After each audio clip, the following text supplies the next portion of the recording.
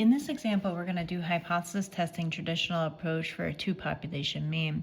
And below are some sample statistics for stopping distance of winter and alpine tires. So we have a first group and a second group.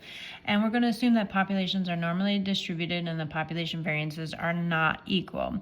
And we're going to test to see if there are differences between the means of these two tire types. And we're going to use a 0.05 level of significance. So since we're labeling winter versus alpine tires, we're going to label anything with the first group with a subscript of 1. So we're going to say N1 is the first group.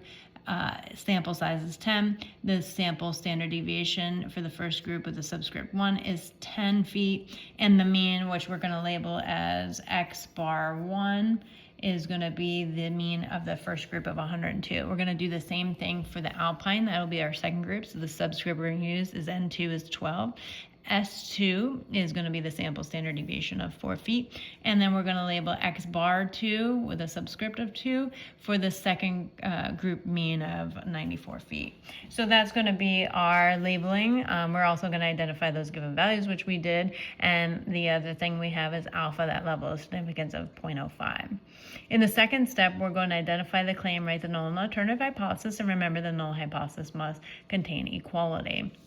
So as we look at the claim, it's that we're going to test to see if there are any differences, so that they're not the same. So mu1 does not equal mu2, or the difference between that mu1 minus mu2 does not equal 0. There is no equal sign in the claim, so therefore the claim goes in the alternative, and mu1 equals mu2, or mu1 minus mu2 is equal to 0 goes in the null. So the null and alternative hypothesis are always opposite symbols of each other, and therefore we have our claim number of 0, which we'll need later on, so especially when we do step number 3, that calculating a test statistic. So when we do the calculation of our test statistic, we are taking our formula for the mean when the variances are not equal. So it's a t-table, t-test statistic. We're going to take X bar 1 minus X bar 2 minus mu1 minus mu2. That's that claim number. Mu1 minus mu2 is equal to 0. So that's how we get that 0 there. X bar 1, we have 102, X bar 2 is 94, just from the example, the given information. We're going to take the square root in the denominator S1 squared, or the variance. So we have the standard deviation of 10, S1, so we're going to square it. And then we're going to divide by N1 is 10. S2 squared is the variance. So we have the standard deviation in the second group of 4. So we're going to square that and divide it by 12. We're going to do the calculation out, add them together, take the square root. That's how we get this 3.366501648, and 8 in the top when we take 102 minus 94. Doing that calculation out and rounding off 3 decimal places, we'll get 2.376 in that calculation. In the fourth step, we're going to identify that critical value or the rejection region. And in this example, we're going to use the t-tables.